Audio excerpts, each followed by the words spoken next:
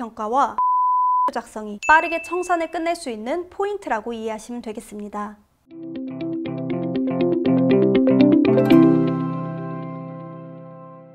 안녕하세요. 상속전문 변호사 유지은입니다. 한정승인은 법원의 결정과 신문공고, 청산 절차의 과정을 통해 진행되는데요. 이 중 가장 중요한 게 바로 청산 절차입니다. 많은 분들이 한정승인 결정만 받고 아무것도 안 하고 계시다가 채권자들이 제기한 소송에 휘말리는 경우가 많은데요. 저희 의뢰인분들 중에도 뒤늦게 청산 절차만 진행해달라고 요청해 주시는 분들이 많아 이번 영상을 통해 청산하는 방법에 대해 알려드리도록 하겠습니다.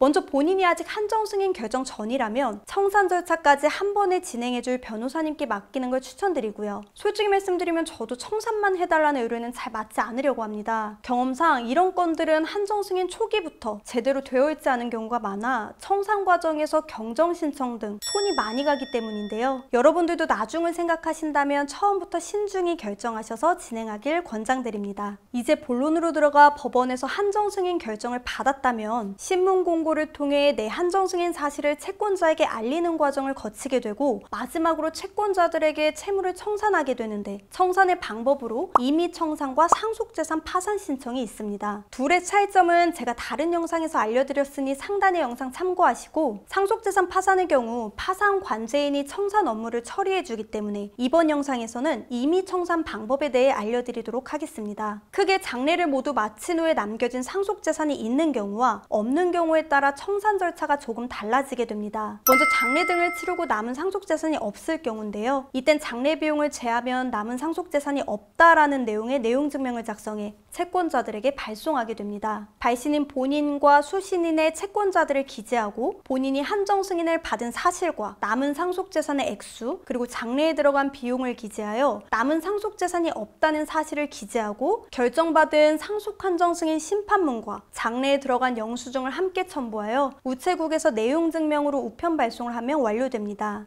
장례를 치른 후 남겨진 상속재산이 있을 경우엔 채권자에게 배당이라는 절차를 통해 채무를 정리할 필요가 있기 때문에 앞서 말씀드린 내용증명을 2번 발송하셔야 합니다. 첫 번째로 보내는 내용증명에는 한정승인 결정문에 기재된 채권자들에게 망인이 언제 사망하여 한정승인 결정을 받았고 이에 청산을 진행할 예정이니 현재까지 원금과 이자를 합산한 채권액을 증빙자료와 함께 신고하라, 이런 내용으로 한정승인 결정문을 첨부해 통지하면 되는데 이를 채권신고 최고서라고 합니다. 이 최고서를 동일하게 우체국에서 내용증명으로 발송하게 되면 채권자들은 본인의 채권액에 대한 채권 계산서를 보내올 텐데요. 그걸 모두 취합해 배당표를 작성해야 합니다. 채권의 종류에 따라 배당 우선 순위가 달라지게 되는데 배당 순위는 영상 설명란에 별도로 기재해 드릴 테니 참고하시고 각 채권액에 비례해 배당표를 만들었다면 이제 두 번째 내용증명을 보내시면 되는데요. 여기에는 남은 상속재산의 금액과 계산된 배당표를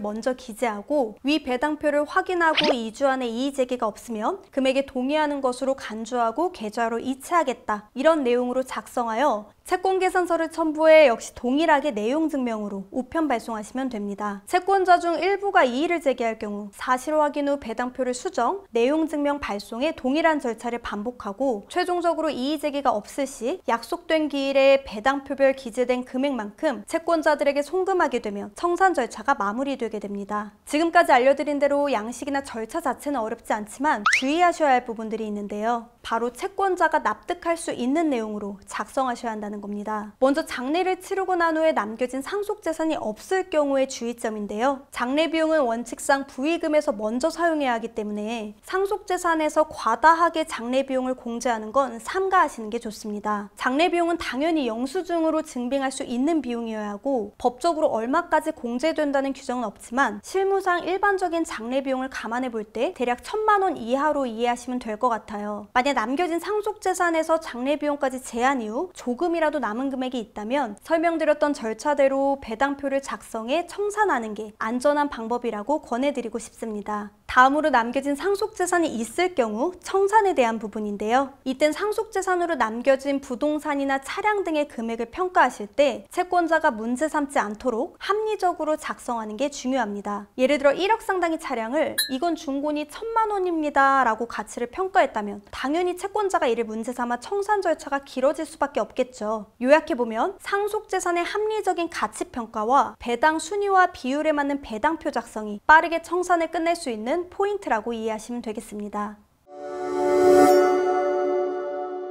지금까지 청산에 어려움이 있으신 분들을 위해 도움이 되고자 이번 영상을 제작하게 되었는데요. 추가로 궁금하신 사항 있으신 분들은 별도로 연락 주시면 도와드리겠습니다. 오늘 영상은 여기서 인사드리겠습니다. 끝까지 시청해주셔서 감사드립니다.